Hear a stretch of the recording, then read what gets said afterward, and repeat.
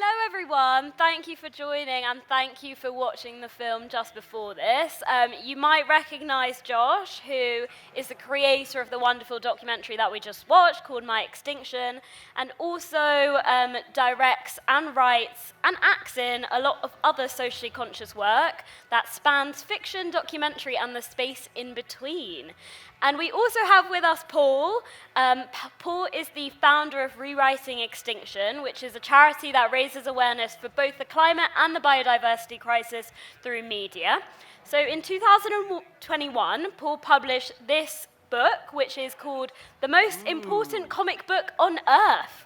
And it has stories to save the world. And now Paul and his team create films, TV shows, music, and board games to reach mass audiences. So welcome to the stage, Paul and Josh, and thank you for being with us today. I'm going to start off, I'm going to go a little bit off script and we'll see what happens. Josh, have your children watched the film? They actually have seen chunks of it, yeah. Okay. And they saw, we did the Green Man Festival, it's a music festival, lovely festival. And I thought, well, I'll take the kids to the music festival because they're paying, that's nice, never done anything like that. Wouldn't ever dare to do anything like that, just messy children, no. But got there, much more capable parents were doing that kind of parenting. And then the film was on. I thought, my children should see the film. They're in it. Yeah. And they're worrying about climate change in the film. And, they were 6 and, how old were they when they were actually in the film? Because they're quite a bit younger now. I think he's about 6 or 7, my oldest. Now he's 10. So there they are in the film. So I thought, and then it worked out that we got there a bit late for the panel and so on. And they watched the last 20 minutes. And I think they got something from it and so on. Yeah. I'm really happy they didn't see 22 minutes before where I'm sucking on a vape constantly. Yeah. As far as they don't, they think smoking is bad and only something criminals and evil people do. So I've successfully brainwashed. I nearly so they now can't see the film in toto until they're like 40. Yeah. So they only got to see. Did they get to see the bits that they were in? I showowed them the bits they were in. I thought, ethically speaking, that needed to be done. And what was their reception? Do you think it's changed their perceptions of climate change? I think they're too young to know what's going on. I think what's changed their perceptions of climate change is me being really depressed about it, and then them having loads of weird nightmares, and then me thinking maybe I should rein back the doom chat, and now I just don't mention it at all. But it's been internalized, so don't worry, they're afraid. It sounds like you're doing the same thing that most media companies are doing. Just don't mention it, pretend it's not happening. I flip-flopped. I've done the worst in no continuity. As a parent, let me tell you, that's, But that is an important point, and something that we talked about before is sort of that contrast between hope that we're trying to generate, and I think COP itself is trying to focus on the hope and the elements of progress and change, but also bringing out a bit of the doom and gloom. And how do you guys strike that balance between both of those when we're talking about I could do doom and you could do gloom. Yeah? Double team. Okay, yeah. God, Paul, you say something. I don't know. So, this is just me talking, just my own personal feeling. I find the problem with doom and gloom is like telling you that your house is on fire, not telling you where the fire extinguisher is. So for me, I think you can tell a beautifully sad story. Something that actually takes science and facts and turns into a fiction that people can actually resonate with. I was talking about it earlier. So, for example, 1 billion seabirds die every year of plastic ingestion. That's pretty scary, right? But it's a number. But if I told you a story about an albatross mother who had a sick chick and she's trying to basically feed her chick, but all she can find is cigarette butts and plastic, and she's then actually poisoning her own chick with the food that she's bringing in, that hits differently. So I think it's basically trying to understand for me the emotion that's going to actually drive some change. And some stories are going to be sad, some are going to be hopeful, but you can't make an inherently sad thing hopeful. Otherwise you're just not doing it a service. And I think with narrative arts, whether they're short form, long form, written, filmed, whatever, that what they can offer is not ideation or it's feelings. It's like feel your feelings. If you do the narrative right, you'll feel your feelings. If you do it wrong, it'll feel like someone's tapping you on the shoulder going, you should be more worried about this because it's really bad. And as soon as it's preachy and tendentious and kind of that, the horses, the cart's leading the horse, then you've sort of lost that battle. And it is tricky when you've got essentially a political message or a human message, whatever, but something that has a politics attached to it. There's always the danger that you make like political art and it's ideological and it's boring. And I made this documentary partly because I thought thought, I can see how to make a film about somebody getting into climate action and to make it funny because he's the butt of the joke. The only person that it would be fair to do that to is myself. So I thought, I'll put myself in it and I'll be the butt of the joke, because I was a climate baddie. You know, I was making car commercials. I was supposedly worried about it but never did anything at all. And just kept asking myself, why is that? Why can't I seem to do it, nor anyone that I know? You know, why are we all paralyzed and stymied by these feelings? And it does come back to feeling, because in the film what you see, you know, feeling is what, sharing feelings with others rather than kind of trying to get rid of them and repress them, is what unlocks, like we're doing here at COP28, if you wanted to put a positive spin, or at least on this panel, we're talking about things that are real and felt, and suddenly they transform by their nature. Things that paralyze you, like guilt and fear and impotence and rage, you know, when you're alone with them, once they are shared in a milieu of feeling, even just a little tiny bit goes a long way. Suddenly, those same feelings become the impetus for action, the basis for action. That rage is like, yeah, fucking let's break some shit. You know, a guilt, oh God, I do feel really about this. I'm going to change this, you know. So I think that's what the film tries to kind of take you on a little journey about. So I, you know, play myself a little bit and play a kind of version of myself as quite a sort of cynical idiot and self-serving. And by the end, I'm sort of incrementally less a self-serving idiot, but only incrementally. That's an important part of the message, you know. You're not going to change that much, but just a tiny bit can go a long way. It's like fairy liquid. It's great. And you said that you were sort of playing yourself. What came first? Was it the idea for the film, or was it you going on that journey? I can't even remember, because it's like years ago. I'd done a couple of other films like this. I've made some fiction films, made some documentary films, and I made some films where they're sort of in the middle and I'm sometimes in them as myself. I've done a couple of films like this. So I knew this was a sort of comic documentary shtick that I knew could work, like a sort of self-comedy thing. And then the climate thing, no, it was very simple. I saw Extinction Rebellion on the news and I thought, well, that looks fucking cool. I haven't seen anything like that since Occupy. You know, and the Occupy movement was amazing and special. So I thought, I'll go down. And I went down, and as soon as I went down, had an amazing time, talked to people, wished I'd taken my camera. And so then the next time it popped up, I said, I'm going to do this. And so I think it was that. As a filmmaker, you know that there's a story and there's a visual component, there's an aesthetic, there's something that feels fresh. As a documentarian, this is sort of not to be repeated. You know, all those bits of synergy happen at once, I think, yeah. Great. And Paul, you also are passionate about sort of bringing out the storytelling element of this action, climate action. How do you think storytelling can position itself in relation to science? All the science and the policy going on in the blue zone right now, you know, we keep hearing the 1.5 degrees number. Why is this, the film, the arts, the media, the comic books, what position does that have to play against or with or for science? Well, just again, I think all of us at Riva Extinction have a mission, and our mission is to basically reach the mainstream.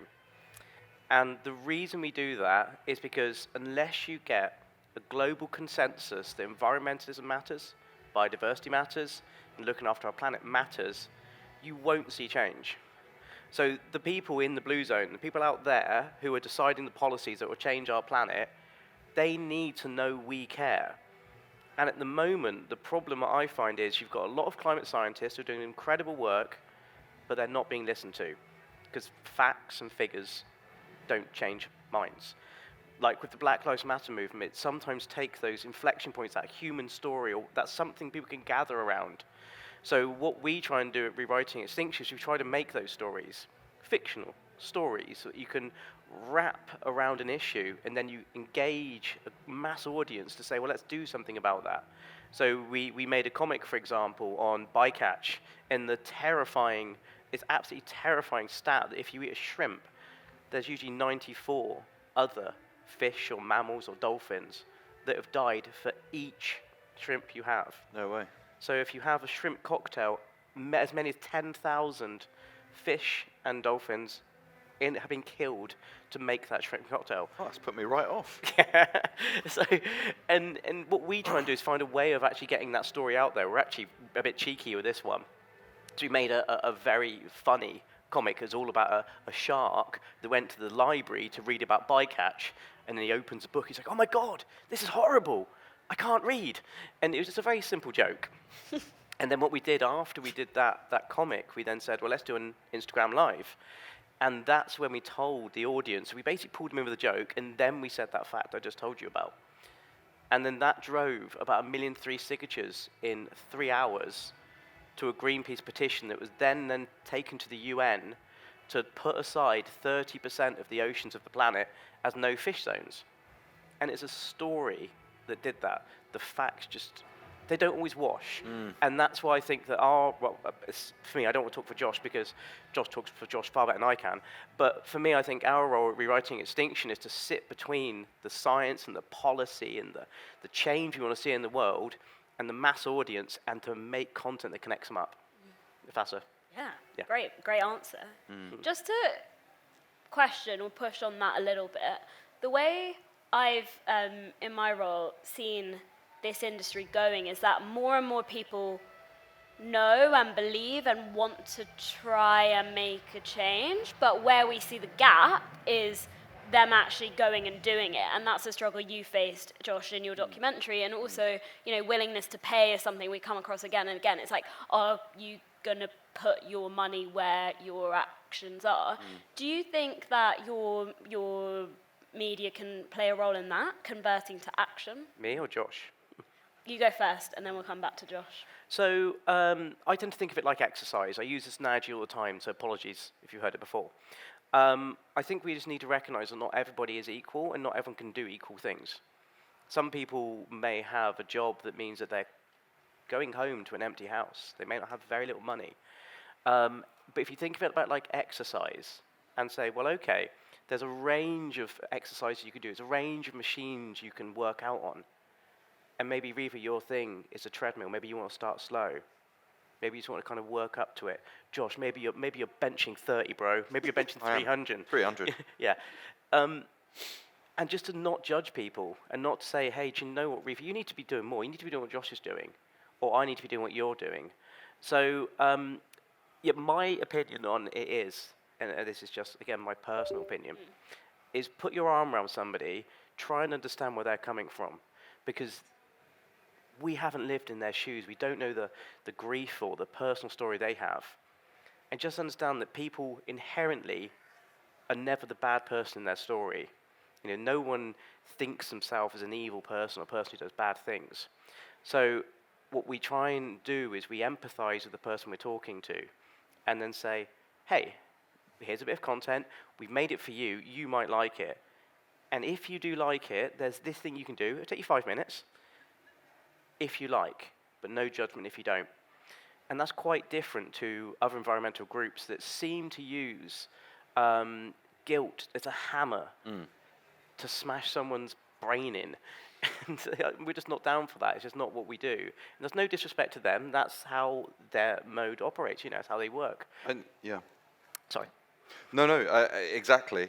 But also just, one must be careful not to sort of think of this as a level playing ground. It's not like there are people and they have busy lives, and if they can just get the right information or feel the right feelings, then they'll start to activate. That may sometimes be true. It's sometimes mysterious why someone doesn't activate and so on. But it's not a level playing field. It's a playing field in which very powerful, fossil fuel related lobby groups and other vested interest groups, who are adjacent to very powerful people, at the top of governments. For example, our own government. In the film, we protest against the Tufton Street group that include, some of these economic advisors behind fun stuff like Trussonomics, and these people have got the levers of power, and they are trying to make anything climate related sound impossibly complicated, and don't worry because tech will sort it, and it's not as bad as they say, or they used to just say it's not even true. They've changed that, but they move with the times. They have great PR firms, and they're right there in government. There's a rotating door between the Tufton Street group, for example, and several MPs. The ex-editor of the Telegraph and owner of the Spectator. These people are very powerful, and they have a counter-narrative where they want to preserve their oil and oil-related interests, and the same is even more true, in the States and so on. So you've got to balance this. The propaganda side of it is sort of saying, yeah, don't worry, too complicated, blah. So what we've got to do is say, actually, totally doable, not this massive, inassimilable, global extinction level problem that you couldn't possibly in your little life deal with. Actually, small problem about eating shrimp, which is fun, and that you can, talk to your kids about, or whatever it is. And narrative, it's about controlling the narrative, because there's another side, and they're very good at controlling narrative. Like it says in the film, we're the mad ones. The other guys have a very coherent worldview. It's like, regulation is communism, don't you take my truck away, you're not a real man unless you blah, blah, blah. It's like very coherent. It's like wealth and might is right, vote Trump, all of that. It makes a lot of sense. It's like going to protect you from all the uncertainties that plague us and that we just don't want to think about. It's a great credo, apart from it's super destructive and fascistic. Okay, whereas we've got apart from that one thing. But whereas we've got kind of like, oh no, you should, sorry, feel bad, liberals. Bleh. It can be quite. So you've got to grip the narrative. Yeah, I totally agree. I don't know if you guys know, Rishi Sunak in the UK and the Tory government were saying that we're going to be getting these oil and gas licenses to drill so that we can have less carbon for our oil.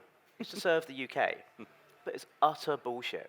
Yep. Because most of the oil, of course, is then sold and exported, which, funnily enough, happens from one of his family members. So it's that sort of shit. They control the narrative so well that 99% of people just heard what he says. Like, oh, that makes sense. Yeah, you can get oil. It's our oil. Great. That means you don't have to ship it in from Russia or whatever. They don't realize they're probably selling it to Russia. So it's this, the narrative is so important. I think that's why, as creators and people in the kind of cultural war, if you like, we just got to be smart. We got to also understand basically not just the problem, but also why the audiences aren't engaging. What's stopping them?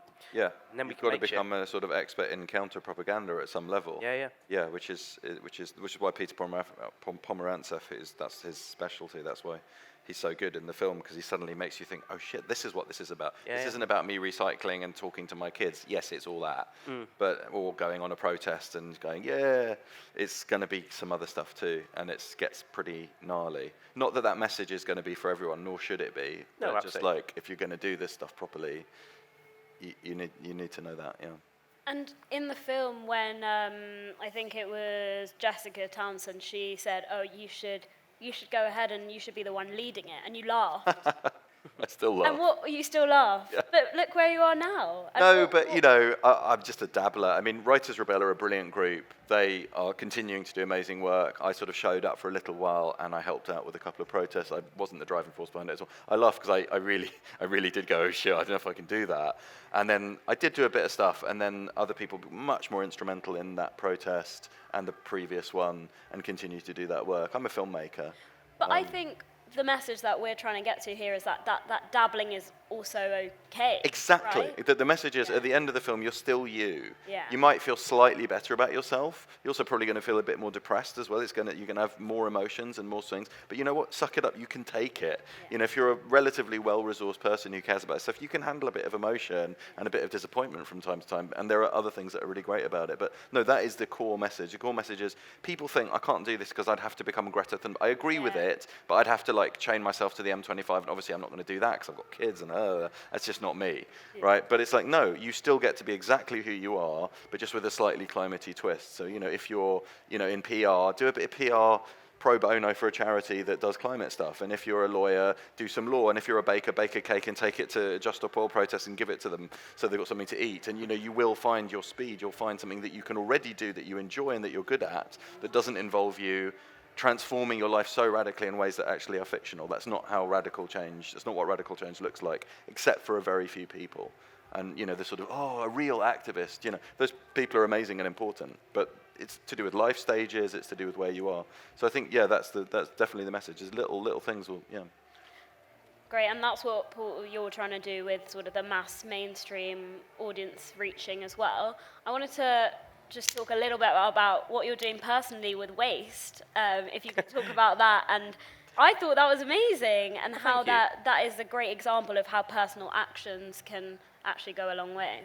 Yeah, and it actually all stemmed, just so people know, I try and live a waste-free life. Basically, I either put something in recycling and I know it's going to get recycled, or I just don't buy it in the first instance, and I haven't thrown my bin away for 3 years, to give an idea. And it's actually surprisingly easy. I thought I'd just do it for a couple of months and see how I got on. It's really easy, actually. So most of it's just buying the right thing. And also then researching what you can do. If you have to buy something, how can I actually make sure this gets recycled? And there's great things out there like TerraCycle. I don't know if you guys have heard of TerraCycle. They recycle a lot of the hard to recycle stuff. Most supermarkets in the UK now, they, for example, do soft plastics. So you can take all your soft plastics, your cat pouches, you can take crisp packets and chocolate bars, and they all go in the same recycling area, which is for carrier bags, because it's the same machine that actually does all of those things.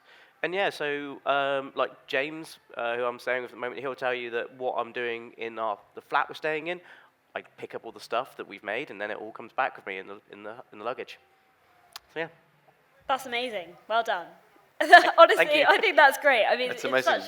I'm is still a an waster and probably Yeah. always will be a waster. Be on your gravestone again. Underneath, what was it? You got nailed or whatever it was earlier. You said. Waste man, yeah. Yeah, example. Waste man. Not But dustbin that man, goes to waste man. show that there are things that people can do in their daily life to just make a small difference and a small change. Well, maybe a big change, but it can go a long way. That's amazing. You feel better doing it, right? I mean, Yeah. it's about living closer to your truth rather than, I've saved the planet because I recycled. It's more like, this is going to make me feel like I'm in the Yeah. world in a better way, surely.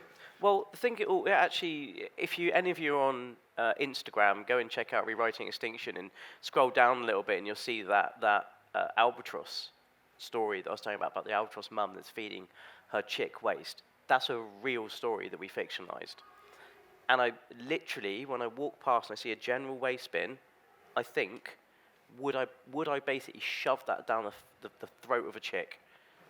And that's stopped it like that. Every time I see a general waste bin, that image is in my head. And you probably all don't want that. I get that. It's not a nice image to be in your head, but it changes you like that. Like literally your whole kind of view of waste will change. Or go to Japan. If has anyone here been to Japan? I went in April. Yeah, and their relationship with waste is fucking brilliant. I love it. So for those who don't know, what you do if you're in sort of, especially outside of the cities, if you are sold something, the waste of the thing you are sold is your possession. So they don't have things like bins or trash cans if you're American, and you can't throw it away. The only thing you can do is take it home or take it back to the place you bought it, and then you give them the wrapper back, because that's their mentality. It's like you don't litter, you don't put things on the floor. And again, these things, when you come across different cultures or different people, it just shifts your mindset. And yeah, but I just do it, a combination of not wanting to feel guilty, and also, I've got to say, just a little bit of a personal pat on the back. It does make me feel good. That's it. Yeah, you just feel a little bit better. It's like, when if you do go for a run, or you go to the gym, or you play football or tennis, or whatever you do, you just get that little sort of dopamine surge afterwards, and you think, yeah, actually, maybe I'm not an utter shit. You kind of get that feeling, and that's why I do these things. Amazing. And just touching on a point you mentioned there, which is projects globally, so you drew on the example of Japan. You've both worked with audiences or tried to reach audiences all over the world. What are some strategies that you use to help your storytelling resonate with those global audiences and maybe bridge cultural divides and try and inspire from other regions of the world? I've got a really easy answer. Don't try and tell somebody else's story. If you're trying to set a story in, say, Indonesia, or you're trying to set it in, say, Northern Africa, I shouldn't be writing that story. It's not my story to tell. I don't understand it. So what we do is we work with influencers, content creators, experts, writers in country who have lived that thing, and they know that thing, and they feel it and experience it on a day-to-day basis. And so what we do, we're like kind of almost like ghostwriters to 380 people. Sorry, I'll wheel it back. We've got 380 different contributors in Rewriting Extinction all across the planet. What we do is we almost like lock ourselves onto the side of what the story they want to tell, and we help them tell that story in a way that means it's going to get to a larger audience than they normally would. So yeah, working through trusted messengers, people who, when they see it, they think that person is like me, or I resonate with that person, and just don't be that person who just goes, yeah, here's my take on India, for example. Yeah, I mean, I that is like global empire building genius. I'm just like making one little film at a time, and it's true that I seem to be making increasingly films that are sort of in my own voice, that are like my truth or whatever, just they come from me. And I suppose the other answer is just jokes. Jokes are good, and can travel. They say they can't, but there are some that can. So jokes help, particularly when it's like a bleak extinction level threat. I think it's good to have a little bit of joke there for the trauma. Yeah, absolutely. Yeah, I think humour is a good one to help connect across boundaries. One other thing that I think both of you have used is sort of partnerships and networks. You mentioned your over 300 contributors, and I know you've featured Cara Delevingne, Jane Goodall, Paul McCartney. What do you think the role is of people of influence, celebrities, influencers, people who have media presence in climate action? So for me, I don't think they have any more or less role than anyone else. They're all humans. And that's something I think we often forget about celebrities, and that some of them have really hard lives. They might have money, but some of them live some of the saddest, most insulated and hurtful lives. So I don't think they have any more responsibility, but they do have, if they choose to use it, they have more ability and to reach an impact than we do.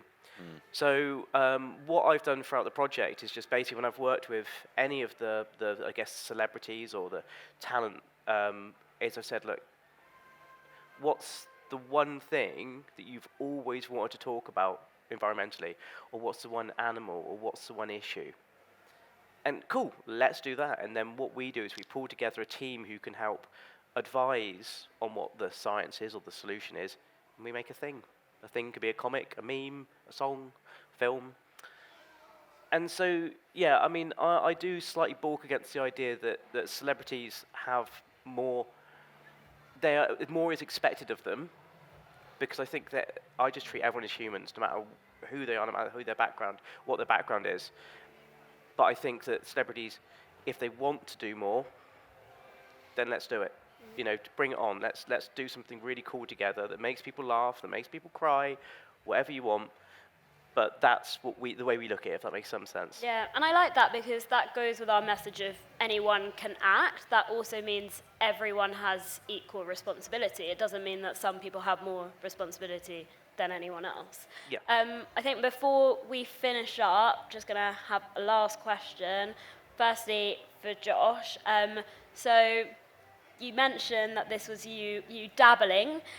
What is next on the sort of dabbling, and what do you think it is going to be on your climate action journey? I'm trying to do a few things, but it's true that now that I've sort of drunk the climate Kool-Aid, and I just only want to I don't really see the point exactly in making other films and TV and content that isn't at least adjacent to climate or climate-related kind of questions. So I'm trying to go back a little bit into fiction. I'm writing a couple of scripts, just feature scripts. That's what I do. I do feature films and some documentary stuff. And yeah, it's film and TV, long-form film and TV. It's an embarrassment, really. You can count on one hand the movies made in the last 5 years that have had any. Documentaries are a little different. There's a lot of social justice, social action documentaries that are really good.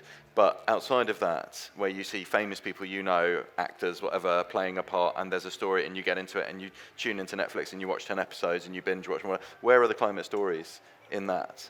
And there are quite a few people doing really interesting work trying to change it. I think the industry remains very, very scared of like the C word, and then you have to try and find ways to sort of slip it in and make it look like something else. But there need to be rom-coms, thrillers, werewolf movies, every genre, could have a sort of climate lens on its storytelling. So I'm trying to, from my little end, trying to sort of do that a bit more. So no more Esso commercials. No more Esso commercials. Do you know, funnily enough, ever since that film, they haven't offered, and it's just such a shame.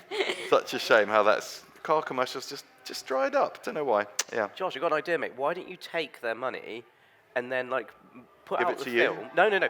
Put out a film or something like an advert for them, and then do something like a Magic Eye thing where you've got loads of subliminal messages inside it, and use that as like a Trojan horse. My friend did that. It was brilliant. He got fired. Yeah. I mean, let's face it, you're not getting money from them now, so this is a one hit. Get some big money in. On that note, I think we probably have to wrap up. We have an amazing next act, which you should all stay for. But thank you both so much. We really enjoyed learning from you. And I think you guys have inspired me to make sure that in my daily life I'm not scared or embarrassed about the level of action I have, but actually proud of it. Yes. And trying to continue to inspire other people, all of us, to continue our climate action journeys in small ways. Thank you both Thank you. so much. Thank you so And much. thank you all for coming. Yay.